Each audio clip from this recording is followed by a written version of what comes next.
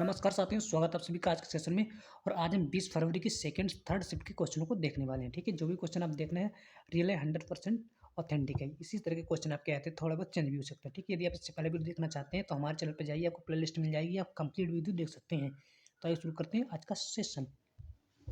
First question, DPSP भारतीय संविधान के किस भाग में सम्मिलित है? ठीक है, इस तरह से क्वेश्चन था। तो ये जो है आपके भाग 4 से सम्मिलित होते हैं। ठीक है, इनके बारे में देख लें। मोस्ट इंपॉर्टेंट देखिए, हर शिफ्ट में इस तरह के क्वेश्चन आ रहे हैं डीपीएसपी से संबंधित। तो इसको सारे इंपॉर्टेंट पॉइंट सभी को अच्छी तरह से देख लेना है एक बार।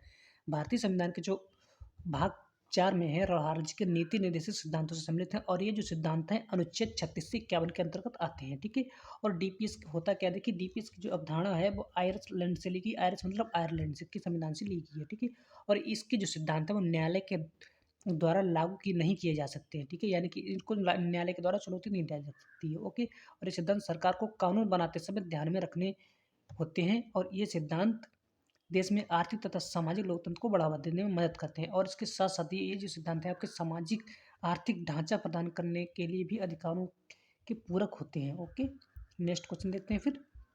सर्वाधिक पुरुष साक्षरता वाला राज्य कौन सा है?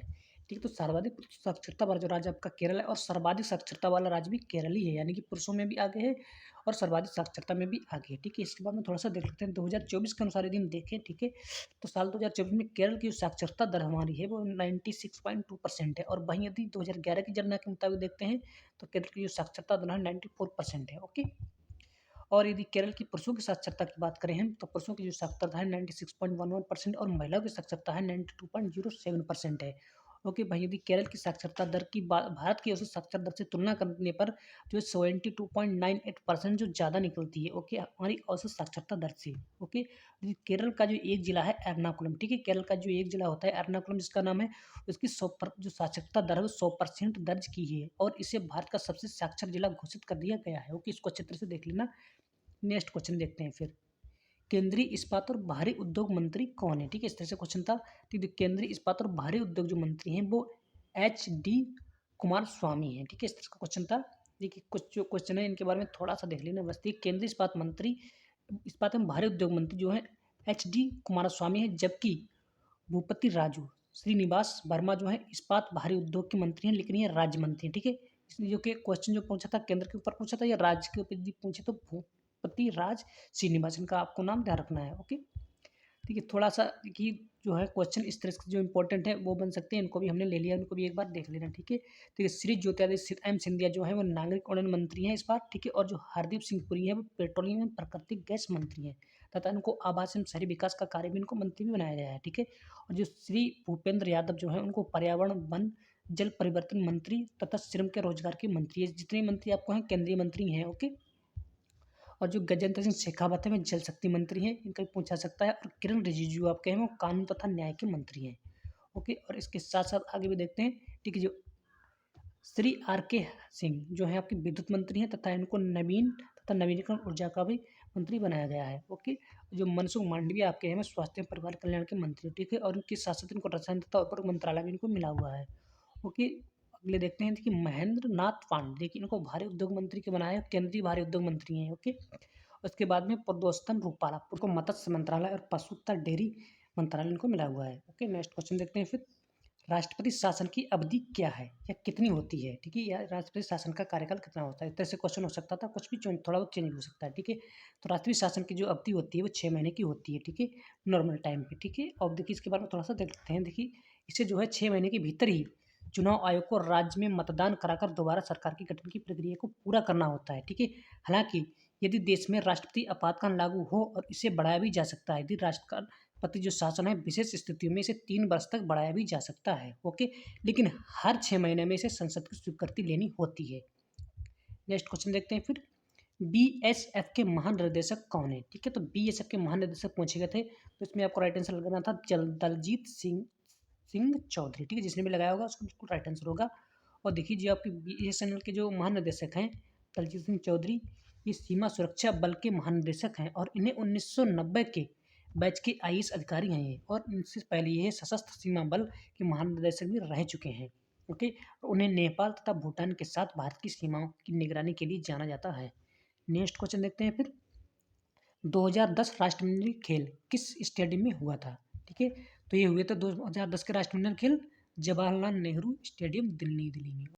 और ये जो राष्ट्रमंडल खेल थे आपके, वो आपके 19वें राष्ट्रमंडल खेल थे और इस खेलों का जो आयोजन था वो 3 से लेकर 14 अक्टूबर 2010 के बीच हुआ था। ठीक है, इन खेलों में 71 राष्ट्रमंडल खेलों के संघों ने इसमें हिस्सा लिया था और इसके साथ साथ यही जो राष्ट्रमंडल खेल हुआ था, इसमें भारतीय टीम ने, एथलीट ने 38 जैसे स्वर्ण पदक और 27 रजत पदक और इसके साथ साथ 36 कांस्य पदक जीते थे। ठीक है, और इन खेलों का जो आधिकारिक गीत है जियो उठो बड़ो जीतो था और इसे मशहूर भारतीय संगीतकार ए आर रहमान के ने कंपोज किया था। ओके, या उन्होंने गाया था। नेक्स्ट क्वेश्चन देखते हैं फिर, हरित क्रांति में किसमें वृद्धि हुई थी? ठीक है, इस तरह से क्वेश्चन था कुछ। ठीक है, हरित क्रांति में किसमें अधिक वृद्धि हुई, इस तरह का होगा। ठीक है, तो इसमें कृषि उत्पादन तथा उत्पादकता में सबसे अधिक वृद्धि हुई थी आपका ऑप्शन के अकॉर्डिंग। इस तरह से था कुछ क्वेश्चन। ठीक है, इनके बारे में थोड़ा सा देख लेते हैं। हरित क्रांति से संबंधित कई क्वेश्चन बनते हैं। ठीक है, इनको एक बार देख लेना। ठीक है, हरित क्रांति जो है देश में खाद्यान्न उत्पादन और खाद्यान्न गहनता से तेजी में वृद्धि हुई, तो इसके साथ साथ ये कृषि के मशीनीकरण के कारण उत्पादकता में बढ़ोतरी भी हुई थी।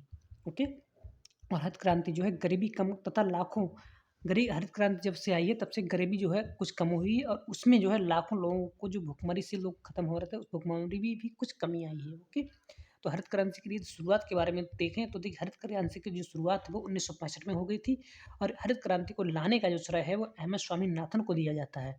और जो है नवी हरित क्रांति की जो है उसको नवी अमेरिका के कृषि वैज्ञानिक जो है डॉक्टर नॉर्मन बोरलॉग के नाम पर भी रखा गया है। ओके, देखिए, यदि हम भारत का नाम से पूछे तो आपको एम एस स्वामी लगाना है और पूरे विश्व की पूछे हरित क्रांति के बारे में तो आपको डॉक्टर नॉर्मन बोरलॉग के नाम बताना है। ओके, नेक्स्ट क्वेश्चन देखते हैं, पुनः पाषाण काल और नव पाषाण काल के सबसे पुराने साक्ष्य कहाँ से मिले हैं? ठीक है, इस तरह से क्वेश्चन था कुछ।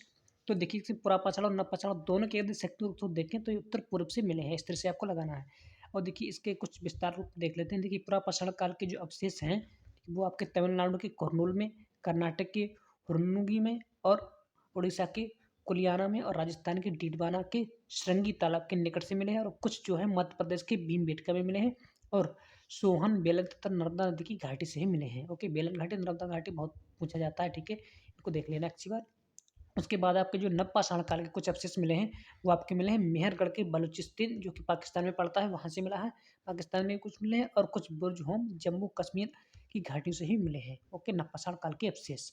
नेक्स्ट क्वेश्चन देखते हैं फिर, बैडमिंटन की शटलक का वजन कितना होता है? शटलक यानी कि जिसे चिड़िया भी कहते हैं। ओके, तो ये शटलक कप का जो वजन होता है वह 4.74 से लेकर 5.51 ग्राम के बीच ही होता है इसका वजन। ठीक है, और शटलक का वजन आपको देखिए, इसको यदि औस में यदि पूछा जाए तो आपको ये भी ध्यान रखना है औस में इसका वजन आपका होता है 0.168 से लेके 0.194 औस का होता है। ठीक है, और इसे चिड़िया भी कहते हैं।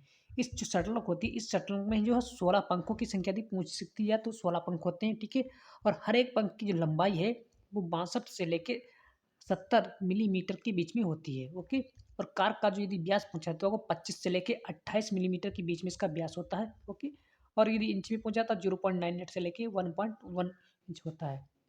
और पंखों में बने वृत्त का जो व्यास होता है वो करीब 58 से लेके जो पंख यानी कि जो पंख इस तरह से फैलते हैं ना, इस तरह से। ठीक है, तो उनकी जो बाहर का जो व्यास होता है वो आपका होता है 58 से लेके 68 मिलीमीटर के बीच का होता है। नेक्स्ट क्वेश्चन देखते हैं फिर। ओके, ये भी सारे क्वेश्चन पॉइंट पूछे जा सकते हैं। आत्मनिर्भरता किस पंचवर्षीय योजना से संबंधित था? ठीक है, तो आत्मनिर्भरता किस पंचवर्षीय योजना से संबंधित था? तो ये आपकी 7वीं पंचवर्षीय योजना से संबंधित था। ठीक है, आपके ऑप्शन अकॉर्डिंग में होगा तो आपको 7वीं पंचवर्षीय योजना लगाना था। इसके बारे में देख लेते हैं थोड़ा विस्तार से। देखिए, आत्मनिर्भरता भारत की 7वीं पंच योजना से जुड़ा था और इस योजना के तहत देश में आत्मनिर्भर अर्थव्यवस्था लाने का श्रेय भी दिया गया था। 7वीं पंचवर्षीय योजना जो हमारी थी, इस योजना के तहत इसका क्या उद्देश्य था कि इस योजना के तहत स्वैच्छिक एजेंसियां और आम जनता के योगदान से देश में आत्मनिर्भरता लाने का प्रयास किया गया था। और यही जो इस योजना का जो था तो लक्ष्य हमारा लगा गया था वो 5% था, और लेकिन इसमें जो वास्तविक लक्ष्य की प्राप्ति हुई थी वो 6.01% हुई थी, 6.01% हुई थी, यानी कि लक्ष्य से कुछ ज़्यादा ही हमको प्राप्ति हुई थी। और इस योजना में प्रति व्यक्ति आय में जो वृद्धि हुई थी वो आपकी हुई थी 3.7% रही थी, प्रति व्यक्ति आय में वृद्धि। ओके, सफल योजना थी कुल मिला के। ठीक है, नेक्स्ट क्वेश्चन देखते हैं फिर, सीबी चंद्रशेखर को किस शैली में उनके योगदान के लिए पद्म भूषण से सम्मानित किया गया था? ओके, इस तरह से क्वेश्चन था को तो इनको भरतनाट्यम से सम्मानित किया गया। तो भरतनाट्यम के एक कलाकार थे। ओके, भरतनाट्यम क्या है? एक शास्त्रीय संगीत है। देखिए, उन्हें जो है 2020 में पद्म भूषण से भी सम्मानित किया जा चुका है और जो भारत के तीसरा सर्वोच्च नागरिक सम्मान है। ओके, और इसके अलावा उन्होंने संगीत नाट्य अकादमी पुरस्कार के लिए उन्होंने कई अन्य पुरस्कार भी उनको मिल चुके हैं। उन्होंने भारत तथा विदेशों में कई कार्यशाला तथा प्रस्तुतियाँ दी हैं, कार्यशाला में प्रस्तुतियाँ दी हैं और जिससे कि भरतनाट्यम को वैश्विक मंच पर एक पहचान मिली।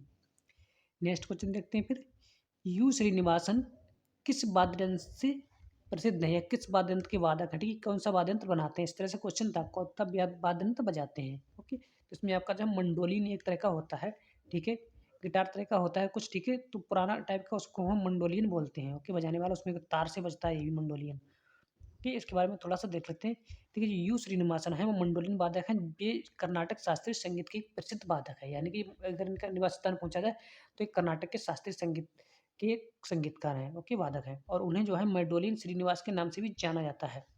और उन्होंने जो मैंडोलिन बजाने का जो कला थी वो अपने पिता यू सत्यनारायण से सीखा था।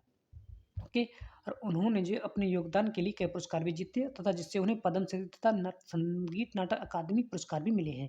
उन्होंने जॉन मैक्लॉगलिन तथा माइकल ब्रूक्स और जाकिर हुसैन जैसे विश्व प्रसिद्ध संगीतकारों के साथ भी सहयोग के साथ उनके काम किया था। ओके, नेक्स्ट क्वेश्चन देखते हैं फिर, आधुनिक आवाज सारणी का आविष्कार 1913 में किसके द्वारा किया गया था? इस तरह से क्वेश्चन था, तो हेनरी मोसले आपको लगाना था। ठीक है, इसने भी लगाया होगा, बिल्कुल राइट आंसर होगा। इनके बारे में थोड़ा सा देख लेते हैं। देखिए, यदि आधुनिक आवाज सारणी के बारे में आपसे क्वेश्चन पूछा गया है तो आपको यही लगाना था, हेनरी मोसले। और केवल आवाज सारणी के बारे में यदि पूछा जाए तो आपको मेंडलीफ लगाना था। ठीक है, और मेंडलीफ ने आवाज सारणी की खोज की थी 1869 में। और ये जो है मेंडलीफ जो है वो रूस के एक वैज्ञानिक हैं। और देखिए, यदि आधुनिक सारणी के बारे में हम बात करें तो आधुनिक सारणी में जो तत्वों को है बढ़ते हुए परमाणु संख्या के क्रम में व्यवस्थित किया गया है और तथा परमाणु संख्या जो है किसी तत्व में परमाणु में मौजूद इलेक्ट्रॉनों की जो प्रोटॉनों की संख्या होती है उसके बराबर ही होती है परमाणु की संख्या। और आधुनिक आवर्त सारणी में तत्वों को में जो है 7 आवर्त हैं तथा 18 समूह में बांटा गया है। ठीक है, क्षैतिज पंक्तियों को आवर्त कहते हैं तथा ऊर्ध्वाधर पंक्ति को स्तंभ कहते हैं। ओके, नेक्स्ट क्वेश्चन देखते हैं फिर, कर्नाटक संगीत पितामह के रूप में कौन प्रतिष्ठित है या किसको जाना जाता है कर्नाटक संगीत पितामह के रूप में? तो पुरंदर दास को जाना जाता है। जिसने भी लगाया होगा उसका बिल्कुल राइट आंसर होगा। इनके बारे में थोड़ा सा देख लेते हैं। देखिए, पुरंदर दास को जो है कर्नाटक के इनको पितामह के रूप में जाता है और उन्हें कर्नाटक संगीत का जनक भी कहा जाता है। ठीक है, उन्होंने कर्नाटक संगीत सीखने के लिए बुनियादी पाठ तैयार किया था एक, और उनकी रचना ज़्यादातर कन्नड़ भाषा में ही है। उन्होंने सरले